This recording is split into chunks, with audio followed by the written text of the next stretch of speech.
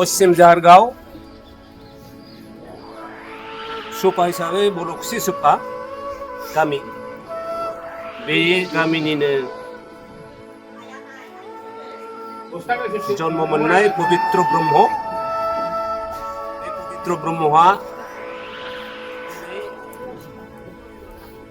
16 तारिख फेब्रुवारि बे सानाव जुलाइनि 16 तारिखआव 10:05 ना बे समाव बिनि जिउ एबा हां गोमोरलाङो।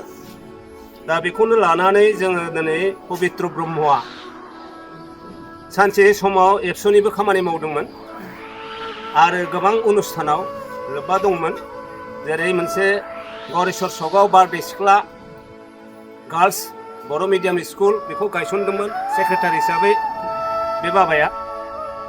लोगोसे गान्धीबारि हाई स्कुल, बे हाई स्कुलाव बिथाङा खामानि मावो फोरोंगिरि हिसाबै।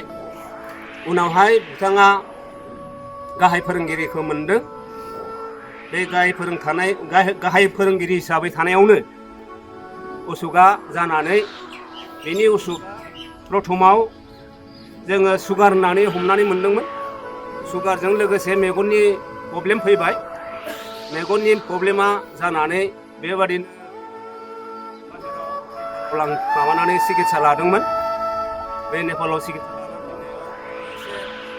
सिकित्सानि मोनसे भुल जानायाव बेनि मेगननि माबाया मोजाङै जानानै फैयाखिसै आरो ओमफ्राय बे सुगार आरो माबाजों मेगननि प्रब्लेमजों बे मोननैजोंनो बिनि बिसेस माने उसुबिदा जानानै दिनै माने थांनाय 10 तारिखआव न'खरावनो मोनसे उथिनायाव नामा बिसनानिफ्राय बे समावनो थारमाने माबानानै बे मोनसे प्रेसार स्ट्रक होननानै जों दा मिथिना मोनदों।